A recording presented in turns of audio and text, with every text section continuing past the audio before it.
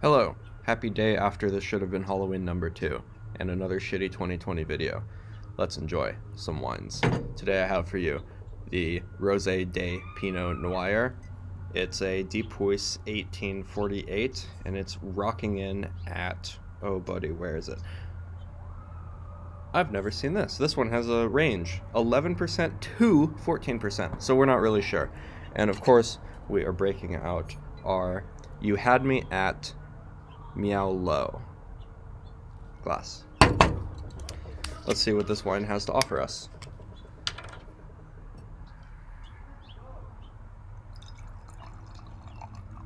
It pours like a very, very typical rosé. This is a pink in color that I don't see very often. I'm actually quite excited about it. Let's see how it smells.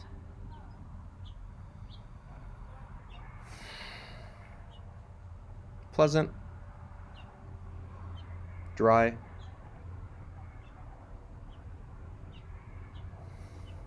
so let's pretend that this isn't a rosé for a second, then we're going to come back to that.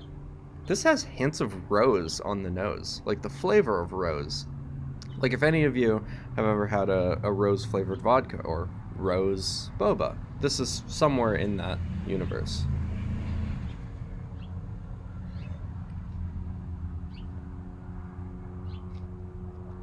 Wow. This is a very pleasant rosé. This is the kind of thing I would expect at like at a wine tasting, of course. You have the different wines on the list. You pick a list and you go through the list and you try the wines on the list, and this is how a wine tasting goes. So you have the first wine, it's like, this grabs your attention. You're like, I'm engaged. You have the second wine. This is filler. They're just trying to keep, they already got you, you've paid. They just need to fill out their list a little bit, maybe a regional blend.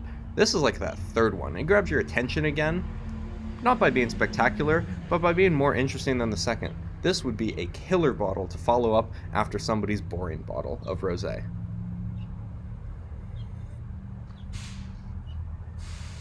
Notes-wise, I'm catching heavy lemon flavors, actually. Rare for a rosé to be sour in a citrusy way, but I'm catching a lot of lemon out of this one. And one of those lighter fruits. Well, you know what I mean by a lighter fruit. Perhaps a kiwi or something. I'm not really sure. It's an interesting rosé. Overall pleasant. As you can see, I've made my way through most of the bottle. It's exciting enough. Now, for fans of the last video, I have some really heartbreaking news, everybody. I ate all of the cheese. There's no more cheese. So, I have Foshaca instead.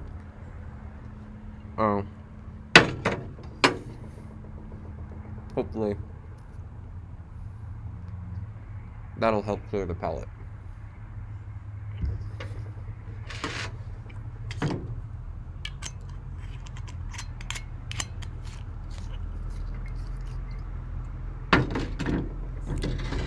I said this was a special video. I did not lie to you. Next up, we have a non-rosé. It's coming in Wilson Creek Almond. It's a Prosecco that says it's flavored after almonds. Now, since I'm not a degenerate, champagne flute. This has already been opened, so let's expect some pop. Pop. Well, it's much less than I expected.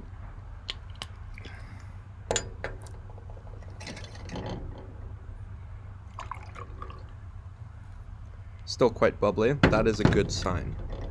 So this one is a 12% Prosecco. If you're new to the sparkling wine world, Prosecco is just another word for people who are too poor to buy champagne, and this one is flavored with almonds. So let's see what it gives us.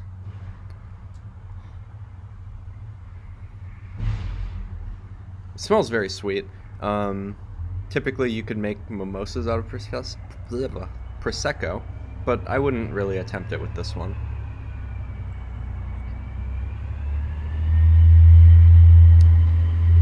Yup, you could definitely taste the almonds.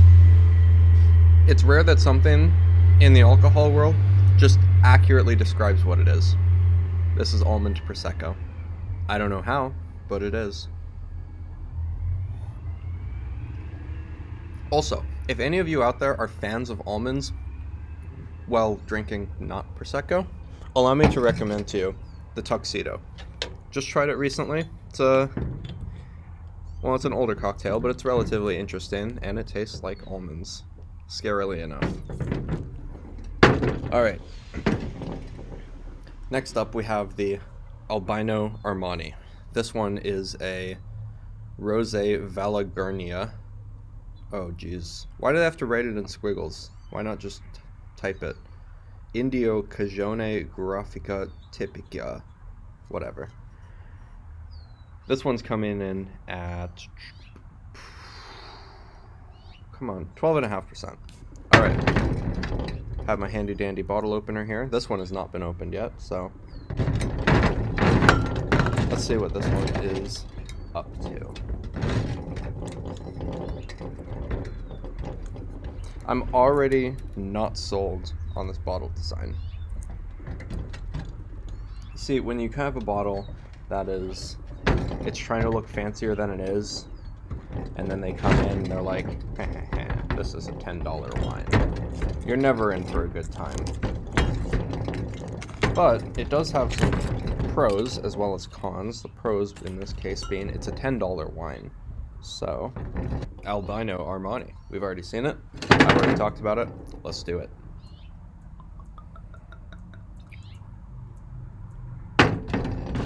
So this one was bottled in Dolce by Cantina Vini Armani, a Swirl-Alla Italia. I'm going to assume that's a really complicated way to say Italy. Let's see how this thing smells. This is about the same color as the previous rosé, and as far as the pour rosés go, we can usually assume that that means they're going to be roughly similar. But this one does not smell roughly similar. This is smelling more like a unique-ish rosé, which has me pleasantly surprised. Let's try.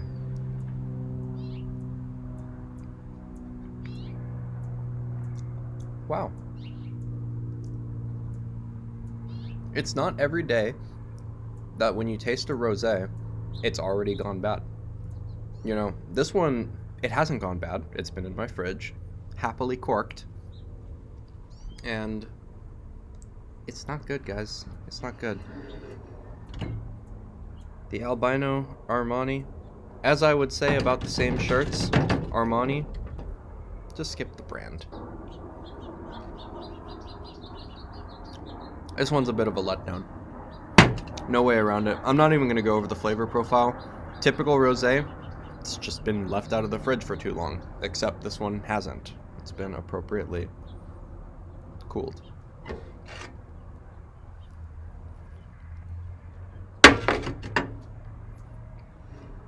Let me say, if any of you have plans to make focaccia out there, follow the recipe, but put some red onion, put some mushroom, put some Parmigiano Reggiano on top, and some mozzarella and rosemary. Don't let it escape into boring bland land. Really, like, force the focaccia to become yourself. Next up, we have Phoebus. It's a Malbec Rosé from 2020, so that doesn't tell us all we need to know about it, but it might be a start. This one is another 12.5%, and I've already opened it most of the way, so we're not going to struggle through that again.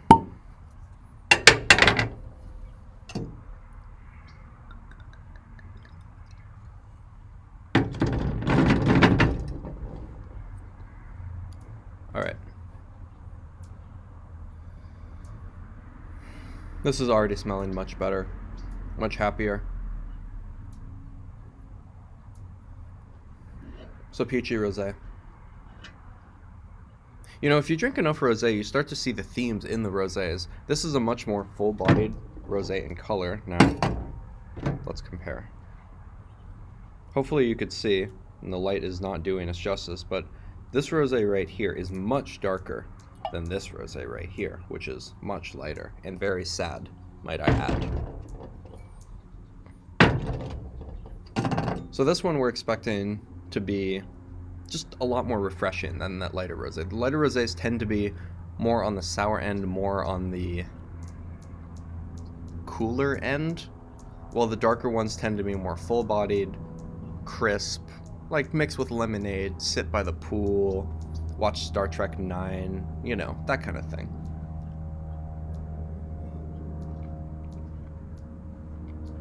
Much sweeter as well. Wow. Wow. Okay, Phoebus. Okay. Let's show everybody what you got going for you. This is a good rosé. I'm liking this.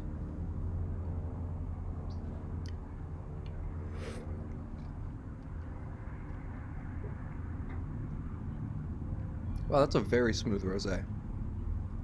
The acid and the fruits really balance each other out. Nothing is overpowering. There's no unpleasant aftertaste. I'm not in a hurry to eat this focaccia right here. I would almost say that this could pair well with a pizza, a pool,